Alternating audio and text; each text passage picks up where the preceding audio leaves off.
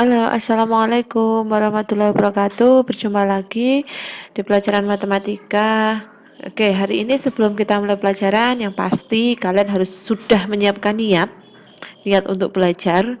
Kemudian tidak lupa berdoa supaya dipermudahkan kalian dalam menuntut ilmu. Kemudian memperhatikan setiap penjelasan guru dengan baik dan benar. Kemudian jangan lupa ketika diberi tugas kerjakan dengan tepat waktu ya, tepat waktu. Oke, kita masih akan belajar statistika, kita melanjutkan yang kemarin atau kita melanjutkan materi yang sebelumnya. Nah, kita masih statistika. Hari ini kita akan belajar tentang cara penyajian data. Nah, oke, kita akan belajar tentang penyajian data dalam bentuk diagram.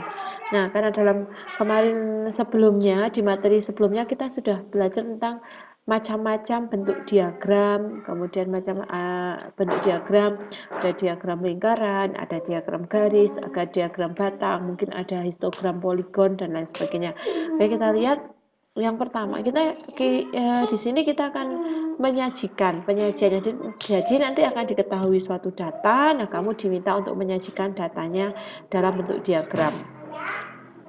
Kita lihat, nah pertama itu adalah diagram batang. Jadi sebenarnya bebas ya, boleh diagram batang dulu, lingkaran dulu, atau diagram garis dulu, itu tidak masalah. Oke, contoh soalnya, nah ini diketahui lulusan SMA di kota X dari tahun 2007 sampai 2010. Nah, saya hanya mengambil 4 saja karena supaya lebih cepat ketika menerangkan. Nah, kita lihat. Nah, ketika dibentuk diagram batang, maka akan seperti ini. Jadi ini adalah tahun. Ini di sini boleh tahun, boleh jumlah. Jadi nanti kalau misalnya di sini jumlah ya berarti diagram batangnya akan arahnya tidak berdiri seperti ini, tetapi akan berbentuk landscape atau roboh ya dan ini diagramnya. Jadi 2007 itu 1.400 siswa, 2008 lulus 1.250, 2009 1.625 dan 2010 itu 1.500. Nah, kemudian selanjutnya adalah diagram garis.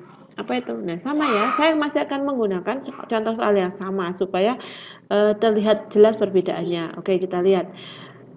Ini masih sama, saya menggunakan tahun yang berada di bawah dan jumlah yang berada di sumbu horizontal ya, atau yang tahun sebagai sumbu X, yang jumlah sebagai sumbu Y.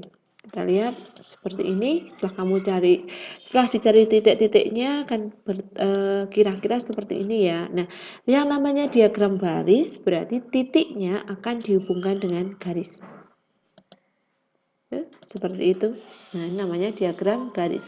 Kemudian yang terakhir diagram apa? Diagram lingkaran. Oke, untuk diagram lingkaran mungkin kamu sudah sering melihat atau yang paling sering diminta untuk menyajikan adalah diagram lingkaran. Nah, dalam penyajian diagram lingkaran itu dapat menggunakan persen atau derajat. Derajat itu yang dimaksud adalah menggunakan sudut.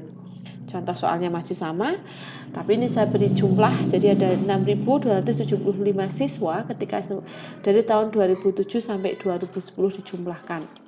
Nah, kita lihat ketika kita membuat diagram lingkaran tetapi dengan persen, maka diperoleh, nah aturannya seperti ini dikalikan 100%, jadi 1.400 itu jumlahnya dibagi jumlah keseluruhan kali 100%.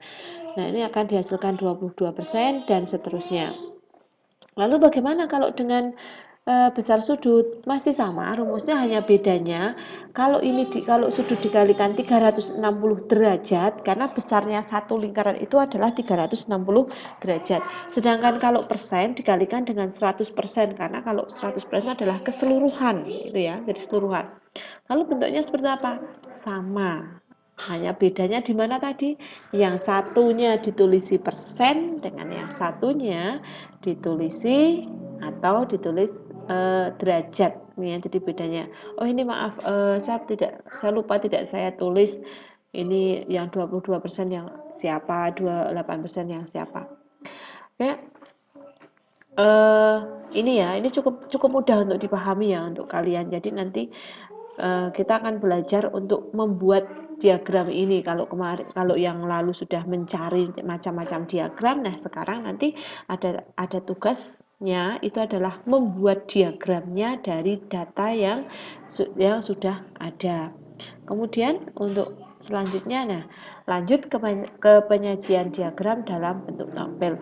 Mungkin ini dulu yang bisa saya sampaikan untuk yang macam-macam bentuk diagram. Nah untuk yang tabel kita lanjutkan ya nanti ya. Oke. Terima kasih, selamat belajar, semoga membantu. Wassalamualaikum warahmatullahi wabarakatuh.